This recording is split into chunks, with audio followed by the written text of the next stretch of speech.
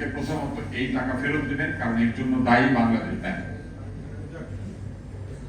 অপরাধীদেরকে শাস্তি দিবেন যারা এই অন্যায়গুলি করেছে, কারণ তাদের অনেকের চাকরি শেষ হয়ে গেছে, অনেকে সুন্দর সবকিছু থেকে দূরে গিয়ে আমাদের এই তামাশা দেখছেন যে আমরা এখানে বসে বসে নিজেদেরকে এতিম বলছি।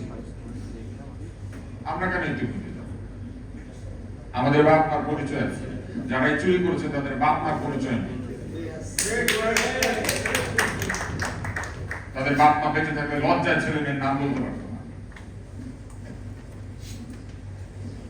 বিশিষ্ট তস্কর, বিশিষ্ট চোর, ব্যাংক লুটেরার বাপ।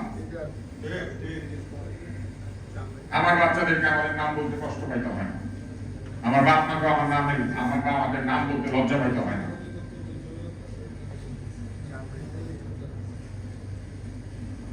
আমাদের দ্বিতীয় দাবি হওয়া উচিত সকল অর্থ একসঙ্গে পরিশোধ করা। যদি সরকার বা ব্যাংক সে কোনো কারণে অপারগ হয়, তাহলে এটা রোড ম্যাপ দিয়ে দেওয়া, কবের মধ্যে আমরা এটা পাবো, এবং এই অর্থ বছরের মধ্যে এই টাকাটা আমাদের পাওয়া উচিত। কারণ এটা অন্তর্বর্তী সরকারের ওয়াদা ছিল। অন্তর্বর্তী সরকারের রেখে দেওয়া অধ্যাদেশ পাশ হইতে পারলে, অন্তর্বর্তী সরকারের রেখে দেওয়া বহু কাজ হালাল হতে পারলে আমাদের এই টাকাটা তো আমাদের প্রাপ্য, এই টাকা না আমাদেরকে দিতে হবে।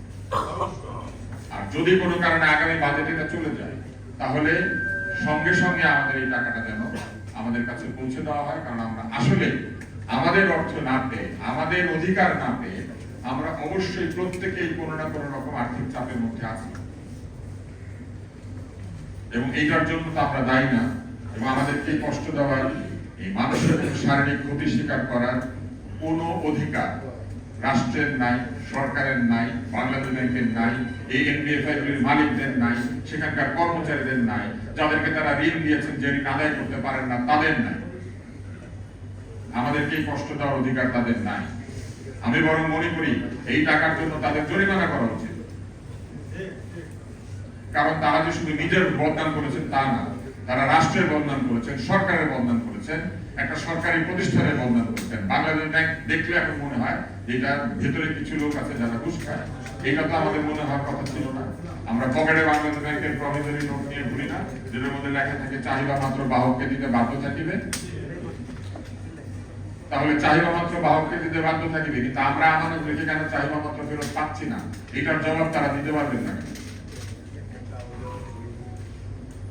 এবং আমাদের সঙ্গে কথা বলতে হবে। আমরা রাস্তা রাস্তা আন্দোলন করব, আমরা এখানে সেখানে প্রেস কনফারেন্স করব, আমাদের সঙ্গে যে তারা কথা বলেন না, এইটাও এক ধরনের অন্যায়। এবং যত দ্রুত সম্ভব এই অর্থ প্রাপ্তির দাবি আমরা চাই যে আমাদের গণমাধ্যমগুলি এবং আমাদের কথাগুলি যেখানে যেখানে প্রচারিত হওয়ার মতো সেখানে প্রচারিত হবে।